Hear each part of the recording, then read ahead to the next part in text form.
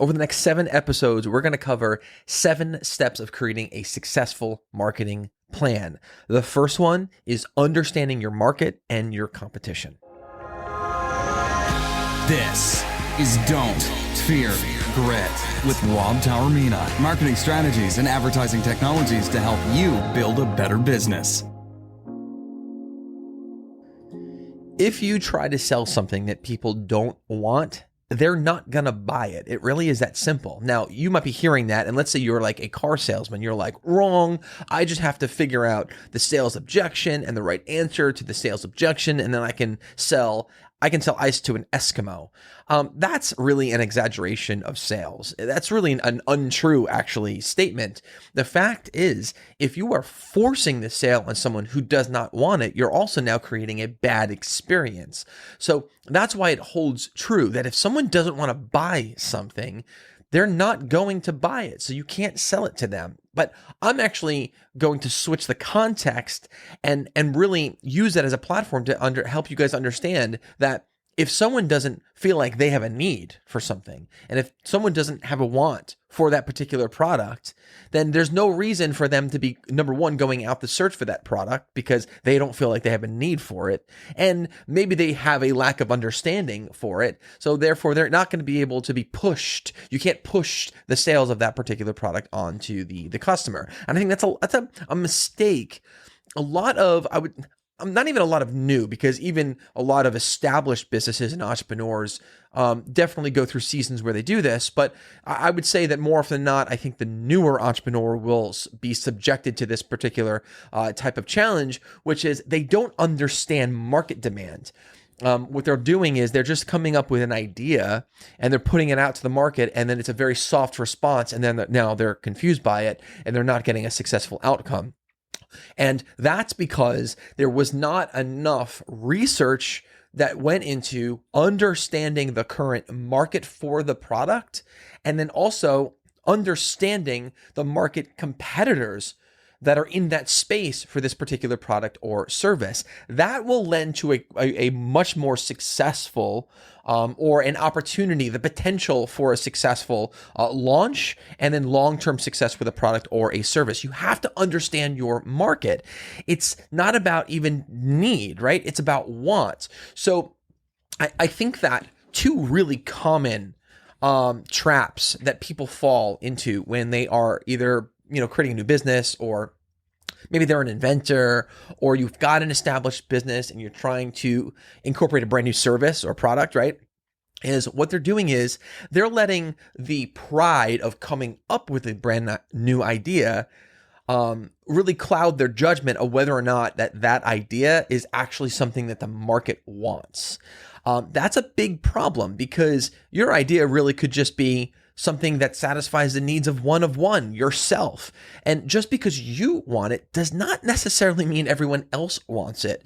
And so we really have to, in this case, put the wants and needs of the many over the few, or in this case, the you, because that's not going to translate to monetary success. You're gonna lose your shirt if you approach forcing that particular type of product or service on the market when there's no demand for it. So you have to do proper research. Like the first thing with creating a marketing plan, that's why this is number 1. The very, very first thing that you do, this is before you even develop the product. This is before you really start going crazy developing the service. You can have the idea for it, but before you become fully invested, I'm talking about, this is past the prototype stage, but before mass production stage, right? So before you go all out and invest all of this crazy time and money, you need to do market research. Invest the time and money into market research, and you need to figure out what the market demand is. What's the current competitors in the space? What's the feedback from customers, right? You need to get all of that information, because that's valuable. That'll help you fine-tune your product or service so that it is something now that the market's going to respond to really, really well, versus you forcing through your arrogance the product into the market and then the market just not responding to it. So remember, just because you say, oh, I like it, does not mean actually that everyone wants and needs it. So that's a big, big thing. Now, there's a few things here. I would say, not things, I would say there's maybe 4, maybe we'll talk about 4 or 5 4 methods that you can go about getting this type of information: market research, competitor data. Right? There's 4 really good ways. Now there are more. Right? I'm not saying this is the end all be all type of thing, but there are 4 common ways that you guys can go out and you can get this data and you can analyze this data. So ultimately, you can position yourself for the greatest potential for success.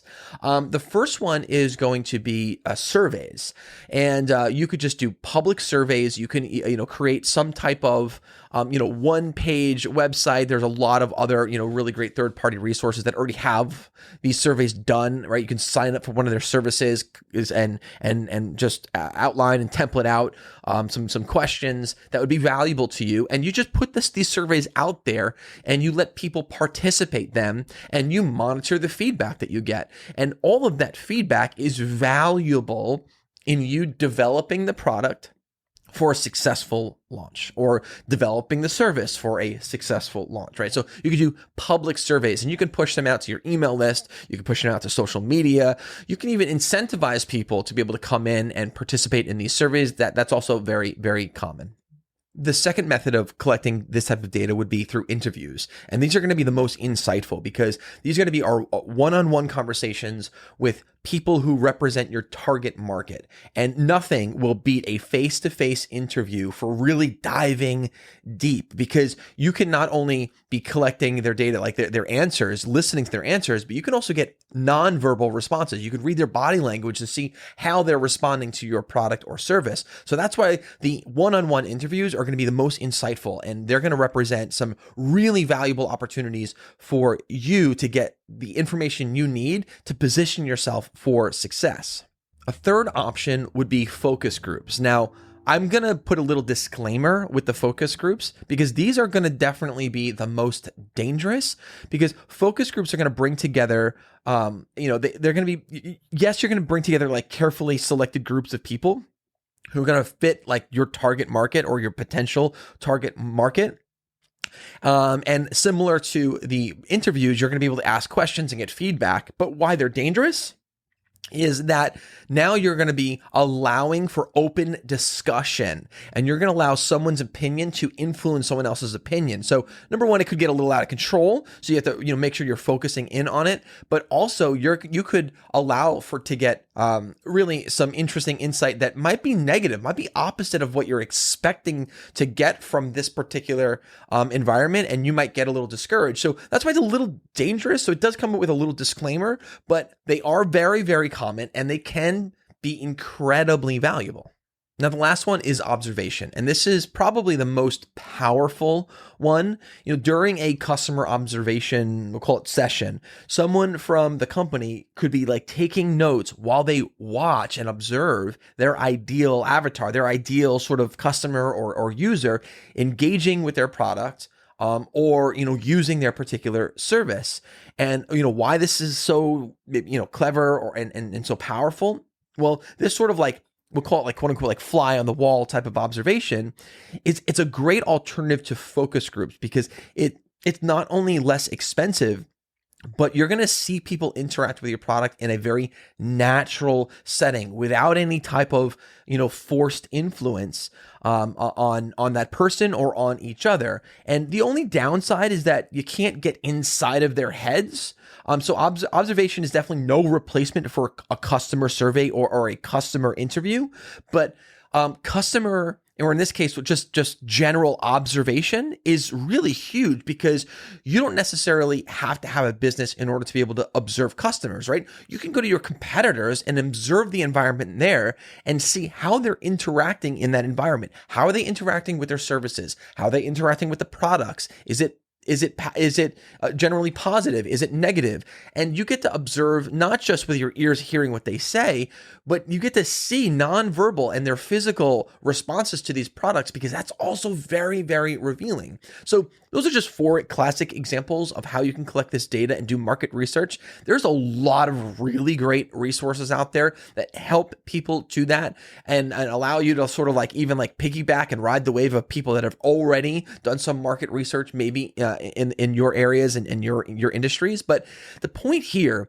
is, before you go for broke and before you're all in and you spend all this money on inventory and all this other stuff, make sure you do your market research, because there's going to be valuable information as that you'll get from market research that could tell you, ooh, maybe I need to change the design, whether it be just maybe aesthetics like a color, or functionality, or packaging, or maybe the service is something that's not mass market, and the service doesn't actually doesn't address pain points of a lot of people, or maybe your service doesn't address the pain points of anyone, right? And it's really just a solution to your problem, and maybe the market's not ready for this. So before you do that and then spend all this money and potentially lose that investment, do your market research, because you're going to position yourself for the greatest potential for success. And ultimately, that's what you want as an entrepreneur, as a manager, as a leader, someone who's pursuing the opportunity to add a product or service, right, to their arsenal of stuff. If you want to be successful with it, then do your homework. Anything worth doing is worth doing right. Like, get that in your head, live and breathe that phrase. And I promise you are going to be the beneficiary of great success if you put in the work. Remember, guys, don't fear the process. And definitely don't fear grit, because your success is coming. Definitely check out the next episode, where we're going to be covering another really important step in the sort of success for marketing plans.